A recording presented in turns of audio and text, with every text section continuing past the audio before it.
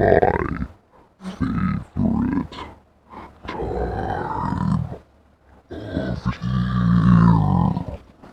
time of year that you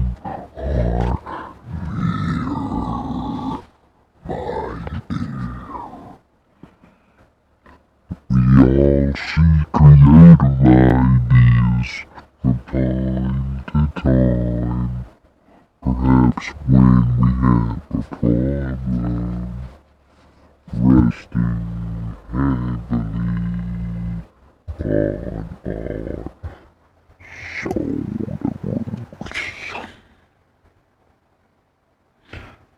We need to refresh our shoulders, roll them back, and release. Inhale, exhale. You can't hold on, you need to let go. So put those shoulders down, right there. Go. Put those shoulders down. And alright, well, that's the extent of my methods. I hope you feel refreshed.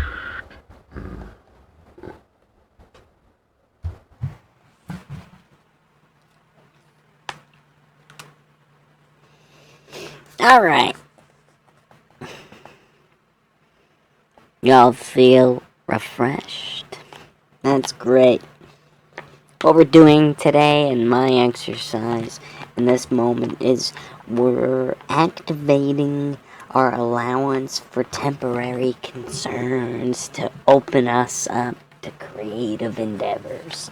And that entails every unique creature you've ever met in your entire life becoming one individual characteristic.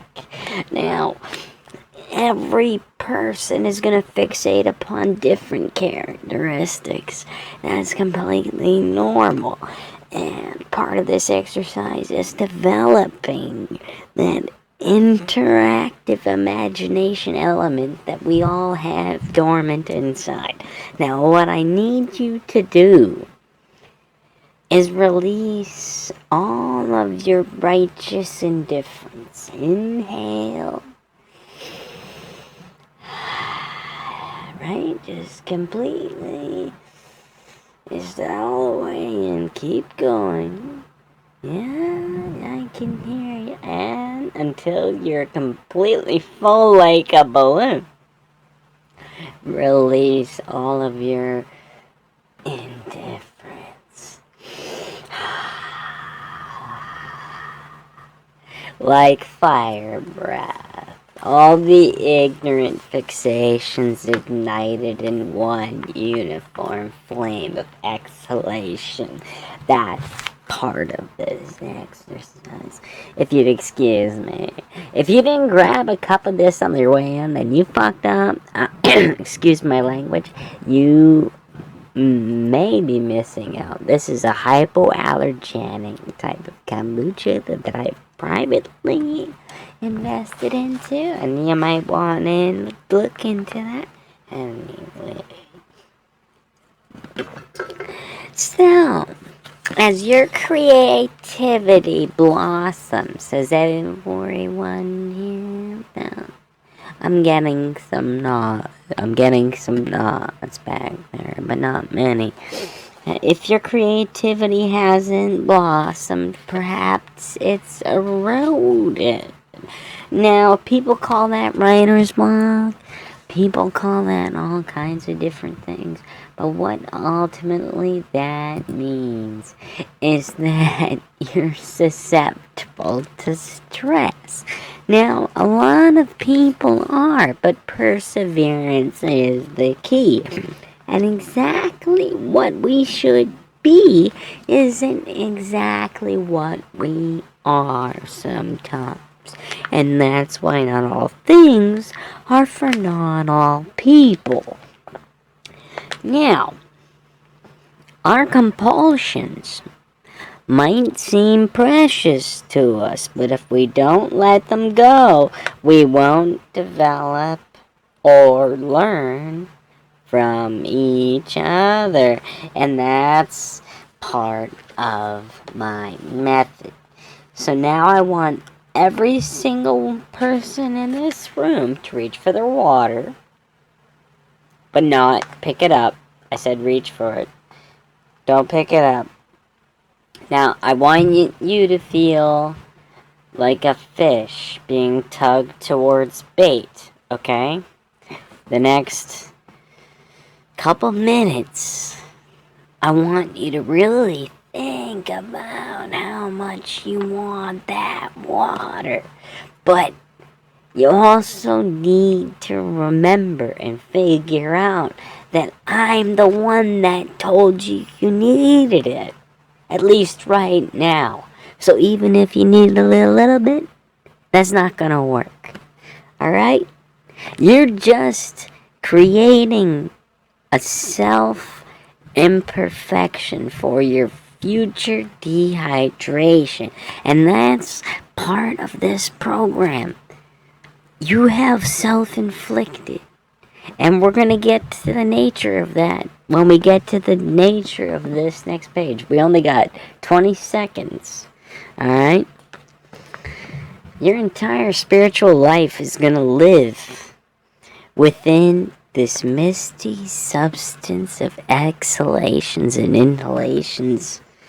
And your spiritual development won't be happening in that fluctuation between your nose and your mouth and the atmosphere in your face. No, it's going to form in the education of yourself, the education of self.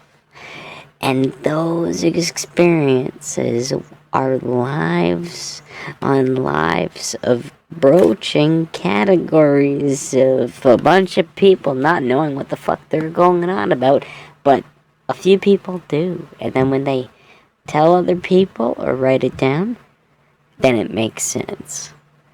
Because some people, it doesn't matter how many times you tell them, you can't protect idiots. You can't. They're gonna do idiot things. You're gonna be like, hey, this is sharp, and they go, is it? Yeah, it's sharp. How'd you find that out? You needed 16 weeks in a hospital because your hand fell off. Well, anyway, so we fail to look at the dark side sometimes of motivations and the controlling willfulness of these trials and tribulations, but we will always recover because our deeper love allows us to care about someone who isn't as fucking stupid. So anyway, our natural consequences lead us to the closeness that we call each other, and that's because we dwell within a space called that we're here together. And the people that when they cut off their hands and they die, well, they're not around anymore. They bled out, or they fell down, or something happened.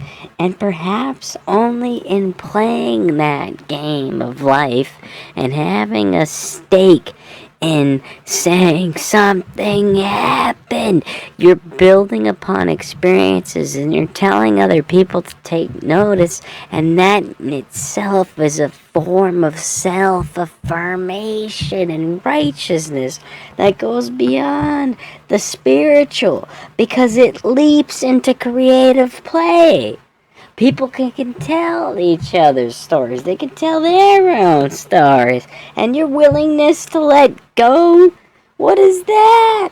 It doesn't need to have a worthiness or a goal. You're being told whether or not something was planned out.